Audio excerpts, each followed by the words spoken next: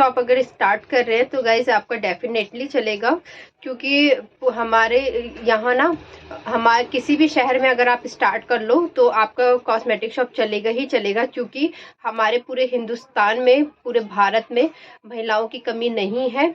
और जहाँ पे महिलाएं हैं तो ये कॉस्मेटिक शॉप तो चलता ही चलता है। तो बात कर लेते गाइस। तो आज मैं आपको बताऊंगी कि कॉस्मेटिक शॉप में आपको कैसे खोलना है, कितना उसमें अर्न होगा और कितनी उस शॉप को कैसे स्टार्ट करेंगे, अर्न कितना करेंगे और इसमें कितना पैसा लगेगा, कहाँ पे स्टार्ट करना चाहिए। तो गाइस आपको इस वीडियो में आज पूरी इंफॉर्मेशन मिलने वाली है, तो वीडियो को पूरा देखिएगा एंड तक। Hello my YouTube family, welcome back to प्रेंदी लाइफ स्टाइल। सो कैसे हैं आप सब लोग? आई होप आप बहुत अच्छे होंगे। सो गाइज आज का टॉपिक रहेगा कॉस्मेटिक शॉप कैसे स्टार्ट करें। कुछ टॉपिक आपके साथ लेकर आई हूँ, तो उसको फॉलो कर लीजिए। तो इसमें मेन पहला क्या रहेगा। सो गाइज अगर हम कोई भी बिजनेस करते हैं ना, तो इसका नॉलेज होना बहुत जरूरी है। तो उसी तरह ये कॉस्मेटिक का बिजनेस भी है। तो कॉस्मेटिक बिजनेस में क्या है कि आपको थोड़ा बहुत नॉलेज होना बहुत जरूरी है।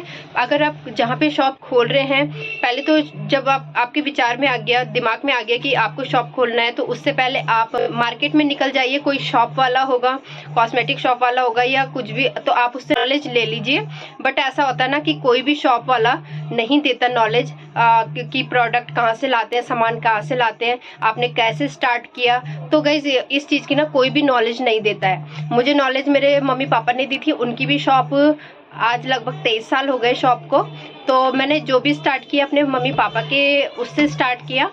फर्स्ट सामान भी लिया तो पापा आए थे दिलाने, तो उन्होंने बता दिया था कैसे कैसे लेना है, ऐसे कैसे लेना है। तो वो भी मुझे बताते रहते हैं सब चीज़, तो इससे मुझे नॉलेज मिलता रहता है। तो वही नॉलेज गाइज मैं आप लोगों के साथ शेयर कर रही हूँ।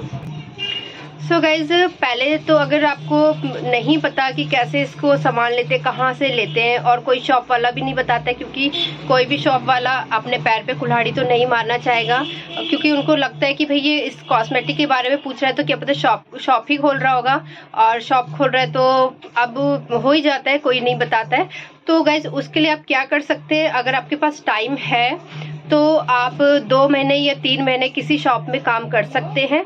और काम करके क्या होता है ना गाइस, आपको सेल कैसे करते हैं, कस्टमर को हैंडल कैसे करते हैं, और ये होता है कि सप्लायर कौन है, कैसे सामान मिलता है, तो इस चीज़ का भी नॉलेज मिलता रहेगा। और कॉस्मेटिक सामान कहाँ से लाते हैं इसका भी नॉलेज मिलता रहेगा। और साथ साथ क्या होगा, मेन बात कि 2-3 महीने में आपका जो पैसा है, जो सैलरी है, वो भी आपके साथ आपको मिल जाएगी। वो पैसा इकट्ठा होता रहेगा, तो जिससे आपका सामान आता रहेगा और आपको नॉलेज भी मिलती रहेगी।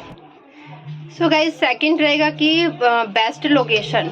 बेस्ट लोकेशन मतलब जैसे आप शॉप खोल रहे हैं, ठीक है, शॉप खोल रहे हैं तो आपको ये जरूर देखना है कि हम अगर यहाँ पे शॉप खोल रहे हैं तो लेडीज लोग आ रहे हैं, कस्टमरों को आना जाना है, लोग यहाँ पे चहल पहल है या नहीं है। तो आप ऐसे एरिया में शॉप खोल सकते हैं जहाँ पे मतलब मार्केट लगती हो, या फिर मंदिर हो, या फिर मतलब गोलगप्पे वाले की रेडी हो, या फिर मतलब ऐसी चीज़ जहाँ पे लेडीज़ का आना जाना हो, साड़ियों की शॉप हो या कपड़ों की शॉप हो। तो ऐसे करके आप लोकेशन छाड़ सकते हैं। कोई होता है जैसे गली में भी खोलता है, तो गली में भी कहीं पीछे खोल लेता है, तो उनकी दुकान चलने में भी दिक्कत होती है।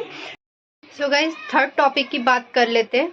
थर्ड टॉपिक रहेगा कि इंटीरियर डिजाइन। ये आपने कैसे करना है। अगर आपकी मेन रोड पे है, आप मेन रोड पे खोल रहे हैं, तो तब तो आपको बहुत ही अच्छा खासा बहुत अच्छी सुंदर दुकान बनानी पड़ेगी, ग्लास काउंटर रखना पड़ेगा, और जितने भी आपके जो सेल्फ वगैरह जो भी आप रखेंगे उसको भी ग्लास या लकड़ी वगैरह की जो फिटिंग है ये चीज़ करनी पड़ेगी। और बजट उसका कैसे बनेगा, according to size 10 by 9, 11 by 9 ऐसे करके, मतलब जितनी भी बड़ी शॉप है आपकी, तो बजट तो वो तब बताएंगे जो जिस हिसाब से आपकी शॉप की लेंथ और ब्रेथ होगी, है ना।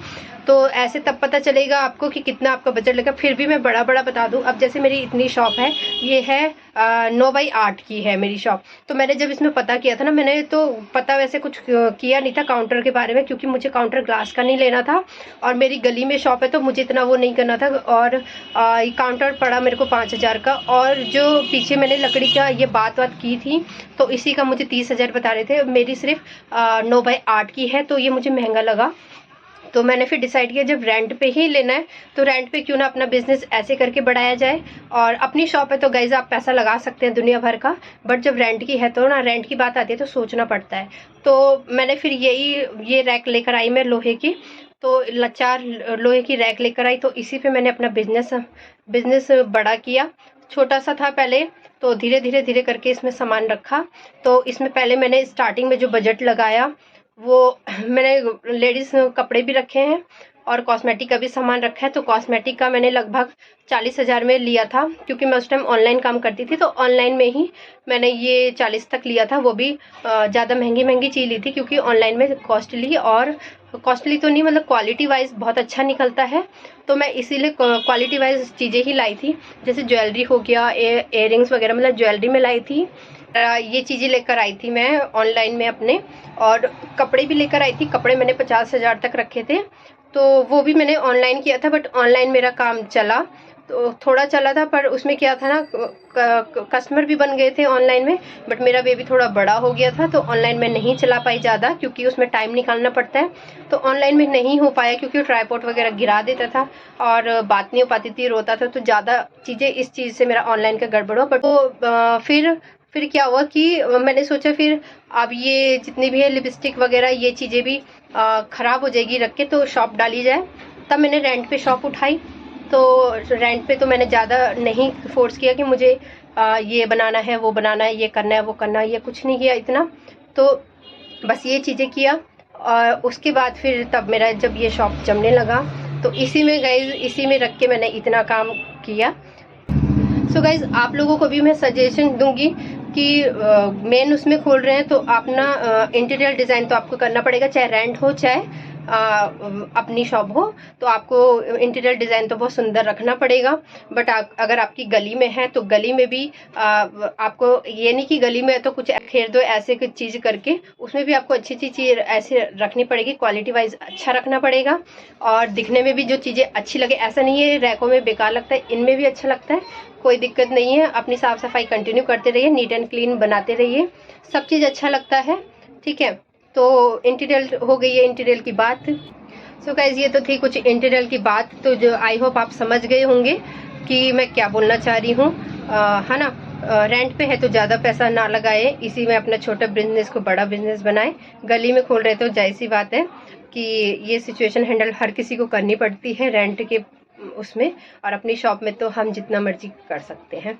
सो चलिए नेक्स्ट चलते हैं कि जो आपने शॉप तो खोल ली है और आप सामान कहाँ से खरीदें। तो गाइज मैंने आपको फर्स्ट उसमें ही बताया कि अगर आप किसी की दुकान में काम कर रहे हैं तो उससे आपको आइडिया हो जाएगा कि सप्लायर कौन है, शॉप का सामान कहाँ से खरीदा जाता है। सो वो आपको नॉलेज दे देंगे। और बाई चांस आप शॉप वो नहीं कर रहे हैं, किसी की शॉप में काम भी नहीं करते हैं, तो आपको लगभग अब हर चीज़ है, नेट है, हर चीज़ आप उसमें पता कर सकते हैं कि सामान कहाँ से अच्छा मिलता है। तो प्रोडक्ट की नॉलेज होना भी बहुत ज़रूरी है, तो आप ये नॉलेज ज़रूर लीजिएगा, तब जाके शॉप को ओपन कीजिएगा। सो गाइज लास्ट रहेगा कि अब जैसे आपने शॉप खोल ली है, आपको अपना एक मार्जिन सेट करना है। ठीक है, आपकी नई शॉप है तो आप ऐसे ना करें कि कोई कस्टमर आ रहा है, 2 कस्टमर आ रहे हैं, एक को आप इतने में दे रहे हैं, दूसरे को आप कम में दे रहे हैं, एक को ज़्यादा में दे रहे हैं, तो ऐसे करके आपका कस्टमर ख़राब हो जाएगा। मार्जिन आप एक फिक्स कर लीजिए। फिक्स भी क्या, आपको हाई नहीं रखना है और ना ही कस्टमर का लॉस हो, मतलब आपको ऐसे निकालना है कि आपका रेंट निकल जाए और कस्टमर को जो प्रोडक्ट है वो ज़्यादा महंगे भी ना लगे। तो गाइस एक मार्जिन सेट करना है और ज़्यादा मार्जिन नहीं लगाना, डबल तिबल मार्जिन ये चीज़ नहीं करनी। जितना आपको हो सके आप उतना मार्जिन रखें। क्या होता है ना कि कुछ प्रोडक्ट है 2 रुपये की चीज़ को कोई 8 रुपये में देता है, 10 रुपये में देता है, तो वो चीज़ बेकार होती है। ये चीज़ ना करें, कम चीज़ जो जिस हिसाब से मिल रही है उस हिसाब से आप सेल करें, तो ऐसे आपका कस्टमर भी बना रहेगा। और ऐसे भी ना करें कि आप अगर नई दुकान है, पहले स्टार्टिंग में तो आपने अच्छा खासा किसी को सस्ते में दे दिया, फिर धीरे धीरे करके आपकी शॉप ग्रोथ करी तो फिर बढ़ा दिया आपने रेट, तो ये भी गलत होता है गाइस, क्योंकि कस्टमर समझने लगता है कि इसने पहले ग्राहक बढ़ाने के लिए कम में किया और अब ज़्यादा कर रहा है। तो आप ऐसे बिल्कुल भी मत कीजिएगा। एक मार्जिन सेट कीजिए, जो स्टार्टिंग में दिया आपने वही आप कंटिन्यू रखें। इससे क्या होता है ना कि आपको भी याद रहेगा कि इसमें हमने कितना मार्जिन दिया था, और ऐसे भी नहीं होगा कि एक के लिए हाई कर दिया दूसरे के लिए लो कर दिया। तो गाइज ऐसे करके आप ना शॉप खोल सकते हैं और आपका अच्छा खासा शॉप चलेगा। कॉस्मेटिक शॉप जरूर चलता है, टाइम लगता है। तो चलिए गाइज, आई होप आपको ये छोटा सा ब्लॉग पसंद आया होगा। पसंद आया होगा तो चैनल को लाइक शेयर कमेंट जरूर करिएगा। मिलते हैं नेक्स्ट वीडियो में, तब तक के लिए बाय बाय।